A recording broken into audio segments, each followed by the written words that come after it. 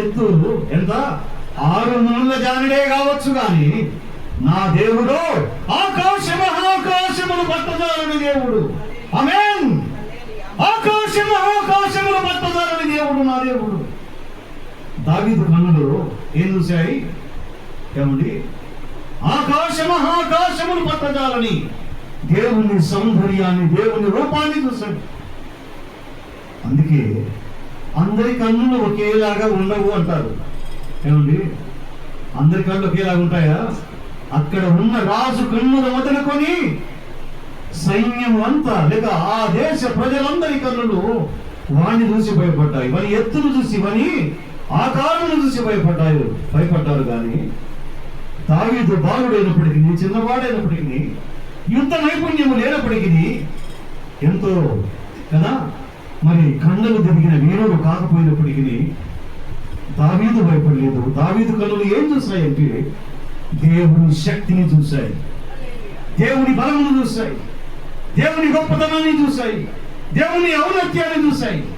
దేవుడి ముందు వాడంతా యెహోవా నామములో నేను వెళ్తానని చెప్పేసి అన్నాడు కదా. నేను వెళ్తున్నది ఎవరి నామము? జీవము కలిగిన యెహోవా నామమున నేను వెళ్తున్నాను. యుద్ధము యెహోవాదే. ఎవరన్నాడు? యుద్ధము యెహోవాదే, నాది కాదు అన్నాడు. అవును, దేవుని ఆధారం చేసుకున్నటువంటి వాడు, దేవుని శక్తిని, అపారమైన దేవుని శక్తిని చూడగలిగిన వాడు ఎక్కడ చూశాడు? ఆంతర్యంలోనే చూశాడు. దేవుడు ఎక్కడ యుద్ధం చేస్తుంటే చూశాడా? లేదు. దేవుని శక్తిని ఆంతర్యంలోనే గ్రహించాడు. దేవుని మహాబలమును అంతరంగంలో గ్రహించాడు. అందుకే అంటున్నాడు యుద్ధము యెహోవాది. జీవము కలిగిన దేవుని సైన్యమును తిరస్కరించుటకు ఈ సున్నతి లేని ఫిలిష్తీయుడు ఎంతటి వాడు అని చెప్పి భయపడకుండా యుద్ధము చేయడానికి ముందుకు సాగగలిగాడు. అది దావీదు కన్నులకు ఉన్నటువంటి ప్రత్యేకత. హల్లెలూయా, హల్లెలూయా.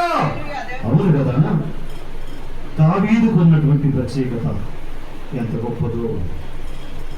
ఈరోజు మనము చాలా చాలా చాలా అలసిపోయిన వారుగా, సొలసిపోయిన వారుగా, చేతగలని వారుగా, పడిపోయే వారుగా, నిరాశ నిస్పృహలతో కొట్టుమిట్టేవారుగా, కొట్టుమిట్టాడేవారిగా కనిపిస్తున్నామే కానీ దేవుని శక్తిని మనము గ్రహించలేని కన్నులు కలిగిన వారుగా ఉంటున్నాము.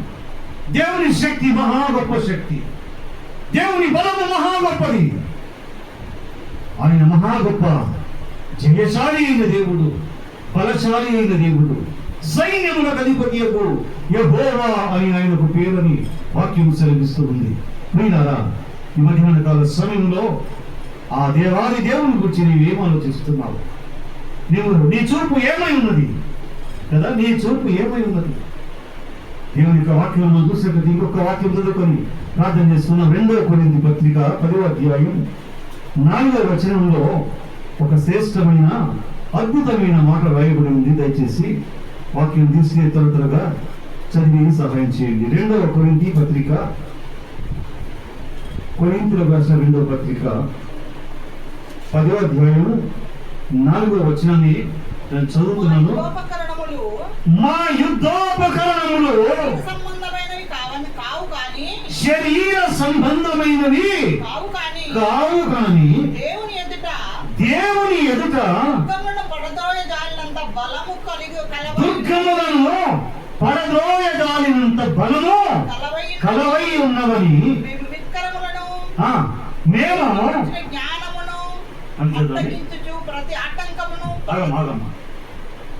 మరి చూడండి 4వ వచనం నుంచి, మా యుద్ధోపకరణములు శరీర సంబంధమైనవి కావు గాని దేవుని ఎదుట దుర్గములను పడదోయజాలినంత బలము కలిగినవై ఉన్నవి. మేము చాలండి.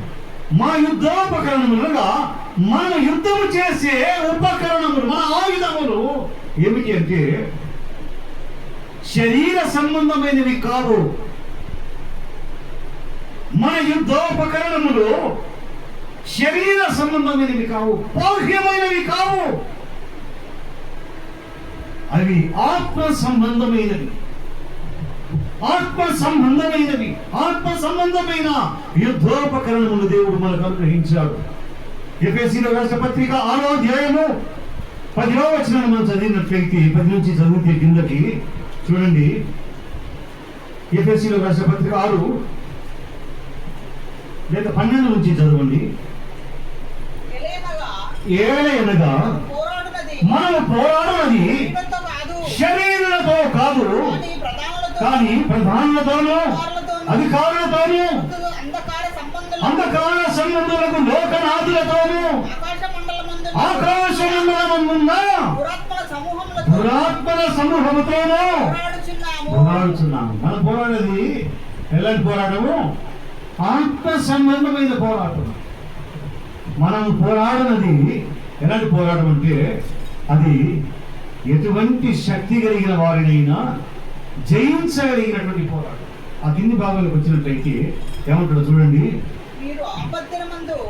మీరు ఆపత్తినమందు వారిని ఎదిరించుటకును సమస్తమును నెరవేర్చిన వారై నిలబడటకును శక్తివంతులగునట్లు దేవుని సర్వాంగ కవచములను ధరించుకొనుడి.